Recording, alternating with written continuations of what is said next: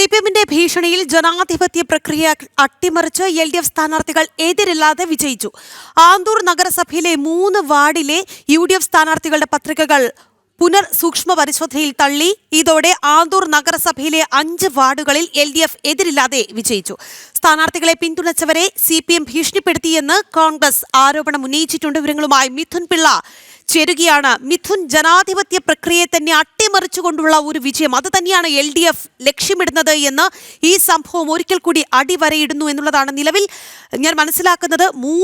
മൂന്ന് ഇപ്പോൾ നേരത്തെ 2, അങ്ങനെ ആകെ 5 വാർഡുകൾ, ഈ ആന്തൂർ നഗരസഭയിൽ തന്നെ 5 വാർഡുകളിൽ ഇപ്പോൾ CPM-ന് എതിരില്ല എന്നുള്ളതാണല്ലേ? തീർച്ചയായും രാജി, കഴിഞ്ഞ ദിവസങ്ങളിൽ ഏതാണ്ട് 3 വാർഡുകളിലാണ് CPM എതിരില്ലാതെ തെരഞ്ഞെടുക്കപ്പെട്ടിരുന്നത്. ഇന്ന് വീണ്ടും 3 വാർഡുകളിൽ കൂടി തെരഞ്ഞെടുക്കപ്പെട്ടിരുന്നു. 2 വാർഡുകളിൽ UDF സ്ഥാനാർത്ഥികളുടെ പത്രിക തള്ളുകയായിരുന്നു.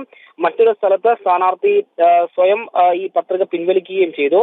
ഇതിലും സംഭവം വലിയ വിവാദമായിട്ടുണ്ട്. അതായത് സ്ഥാനാർത്ഥികളെ പിന്തുണയ്ക്കുന്ന ആളുകളെ CPM ഭീഷണിപ്പെടുത്തിയത് കൊണ്ടാണ് ഇത്തരത്തിൽ സ്ഥാനാർത്ഥികളുടെ പത്രിക തള്ളുന്നൊരു സാഹചര്യം ഉണ്ടായെന്ന ഗുരുതരമായ ആരോപണമാണ് UDF ഉൾപ്പെടെ ഉന്നയിച്ചുകൊണ്ടിരിക്കുന്നത്.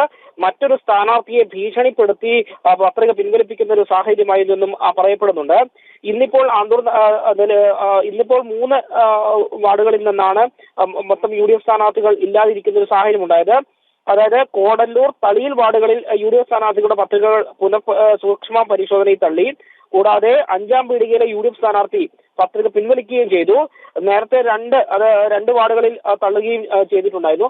എന്നാലും ഇത് വലിയ സാമൂഹ്യ മാധ്യമങ്ങളിൽ ഉൾപ്പെടെ വലിയ വിമർശനങ്ങൾക്ക് വഴിവെക്കുന്ന ഒരു സാഹചര്യം ഉണ്ടായിട്ടുണ്ട് പൊതുസമൂഹത്തിൽ ഉൾപ്പെടെ. കാരണം ജനാധിപത്യം ആന്തൂരിൽ പുലരുന്നില്ല എന്നൊരു ആരോപണമാണ് വലിയൊരു രീതിയിൽ ഉയർന്നുകൊണ്ടിരിക്കുന്നത്.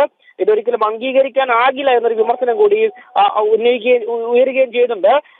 അതിലും ഇപ്പൊ നിലവിൽ 5 സ്ഥലങ്ങളിലാണ് ഈ ആന്തൂർ നഗരസഭയിൽ സ്ഥാനാർത്ഥികളില്ലാത്തത്. ഇതുപോലെ തന്നെ കണ്ണപുരത്തും മലപ്പട്ടത്തും വാർഡുകളിൽ, മലപ്പട്ടത്തും 3, കണ്ണപുരത്തും 4 വാർഡുകളിൽ എതിർ സ്ഥാനാർത്ഥികളില്ലാതെ CPM തെരഞ്ഞെടുക്കപ്പെടുന്ന സാഹചര്യം ഉണ്ടായിരുന്നു. ഇതൊക്കെ തന്നെ സ്ഥാനാർത്ഥികളെയോ അല്ലെങ്കിൽ സ്ഥാനാർത്ഥികളെ പിന്തുണയ്ക്കുന്നവരെയോ ഭീഷണിപ്പെടുത്തി ഈ സൂക്ഷ്മ പരിശോധനയിൽ അവരെ കൊണ്ട് പിന്മാറിപ്പിക്കുന്നു അല്ലെങ്കിൽ തള്ളിപ്പിക്കുന്നു എന്നൊരു ആരോപണം തന്നെയാണ് പ്രധാനമായി ഉയരുന്നത്.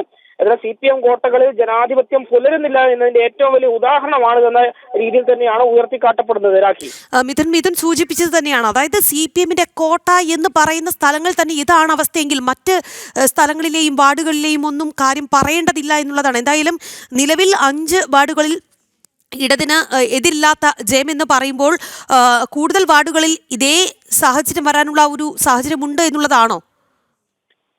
തീർച്ചയായും ആ ഒരു രീതിയിൽ തന്നെയാണ് ആരോപണങ്ങൾ ഉയർന്നുകൊണ്ടിരിക്കുന്നത്. കാരണം സ്വാഭാവികമായും മുൻകാലങ്ങളിലൊക്കെ ഇതിലുമേറെ ഭീകരമായ രീതിയിൽ സ്ഥാനാർത്ഥികൾ ഭയപ്പെട്ടിരുന്ന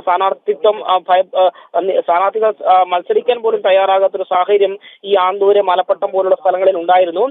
അതായത് കഴിഞ്ഞതിന് മുന്നത്തെ തവണ ഏതാണ്ട് 14 സ്ഥലങ്ങളിലോളം എതിർ സ്ഥാനാർത്ഥികളില്ലാതെ CPM തെരഞ്ഞെടുക്കപ്പെടുന്ന ഒരു സാഹചര്യം ഉണ്ടായിരുന്നു.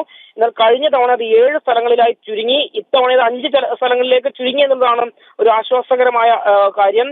അതായത് ഇവിടങ്ങളിലൊക്കെ ജനാധിപത്യം തിരിച്ചു വരുന്നു, അല്ലെങ്കിൽ ഒരു പരിധിവരെ ഈ ഭീഷണികളെ പ്രതിരോധിച്ച് മുന്നോട്ട് വരാൻ സാധിക്കുന്നു എന്നുള്ളത് തന്നെയാണ് ഏറ്റവും പ്രധാനപ്പെട്ട കാര്യം.